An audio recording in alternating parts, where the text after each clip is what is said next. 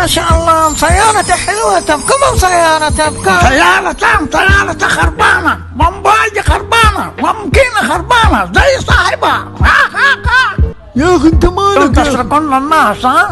يا اخي سيارة جديدة يا اخي. انتم نصابين. انا اعرفك واعرف ابوك واعرف جدك كان بيعمل حلبة السوق. اليوم انا اعرفها واعرفكم كلكم يا صارت. ده الكذابين عندنا محلف زي شرب الماء. اسمعي يا بنتي، اللي يبيعوا لهم سيارات في ناس منهم طيبين وفي ناس منهم زي مبايص. ده انتبه يا بنتي، انتبه، مش اي كلام تصدقيه. انتبه يا بنتي وبعدين تيجي مسوق لحالك. ده انت مدخلك مالك منك كل حنش ومحنك. بعدين لو تروح السوق لازم تشيل معك ابوك، تشيل معك اخوك، تشيل معك ده اي واحد يفهم في سيارات. فامانه يا بنتي، فامانه.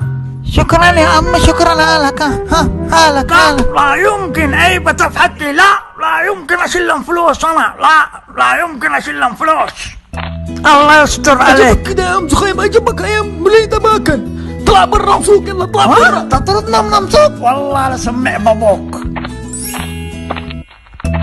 اما شو هذا اللي بيعم سيارات نصابه ومزور اقامه وهو من وادي مور؟ نصابه يا ناس، نصابه.